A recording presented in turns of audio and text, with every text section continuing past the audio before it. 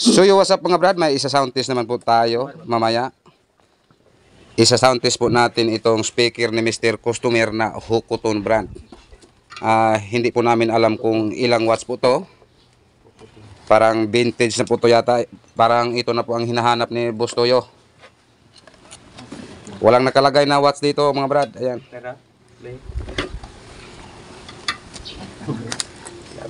Yung isa tapos na po yung speaker. At ang horn na lang po ang ikakabit. Parang Japan made po ito mga brad. Ayan. Ngayon lang po kami nakasubok ng ganitong speaker mga brad. Merong bolt. Double magnet po siya. Yan, Hokoton brand. Walang nakalagay dito kung ilang watts po to. At ito po ang driver unit. Yan po ang inirecommender ko ni Mr. Customer.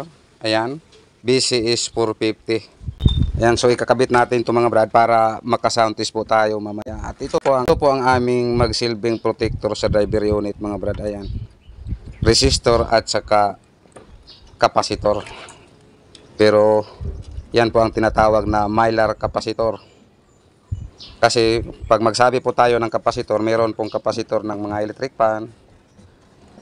Yan po ang mylar kapasitor. So hintayin na lang po natin itong mga brad na matapos itong dalawa para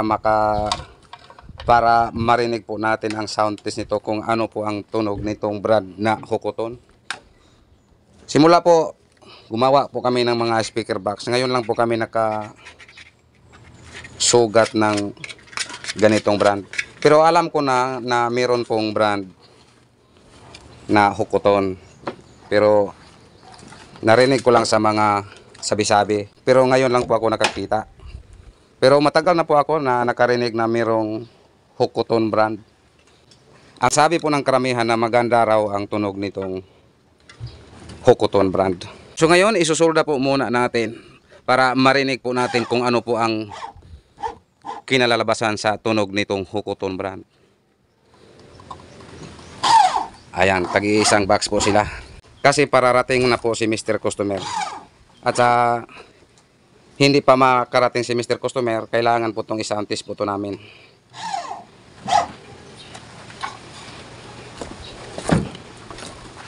Shout out po sa nag-order nito. Yung sa taga Tacloban po, nag-order siya ng ganitong design sa box. Pero shout out po sa iyo sir, baka aabot pa po tayo ng isang linggo kasi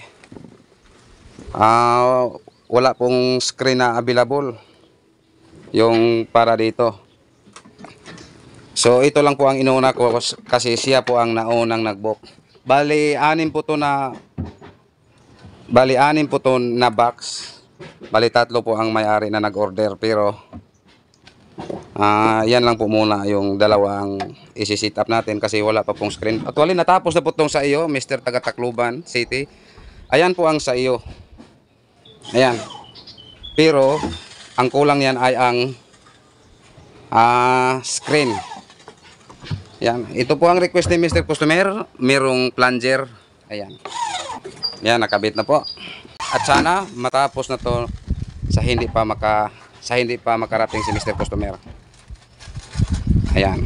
Kasi dadaanin to niya dito papunta ng South Cebu. Galing po siya ng Cordoba. Tumawag na po siya sa amin na nandoon na daw siya sa Silex.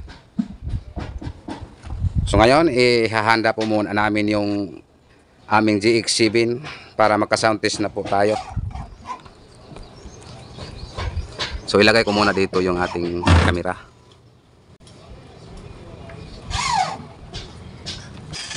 Ayan po, kinakabit na yung screen. Yan po ang kulang para sa taga Tacloban, itong screen na to, yung ganyang screen.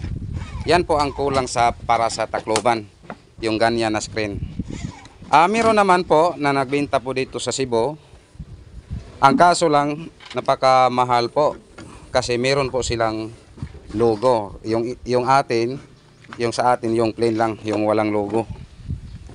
Meron naman pong nagbenta dito pero nag-canvas naman po ako nasa 1,300 po ang isang piraso. So paano na lang po? So ilan na lang pong matira natin.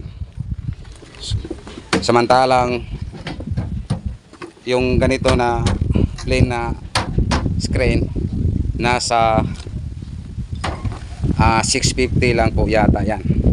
So ngayon ipa-plaster po muna natin mga brad para magka-sound test na po tayo. Actually nakahanda na po yung ating GX7. Ayan po ang aming pang sound test dito. At yan po ang baffle terminal ni Mr. Customer. Yan, post terminal po.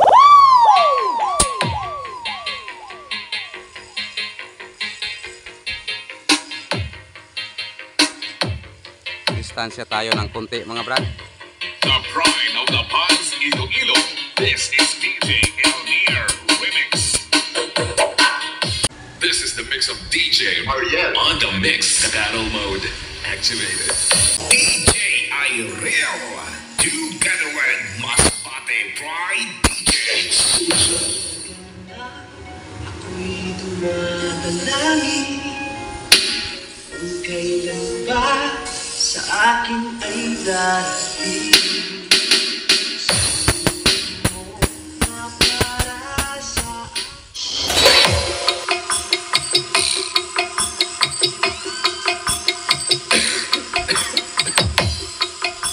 Auto remix by DJ Jordan of Isayana O TV.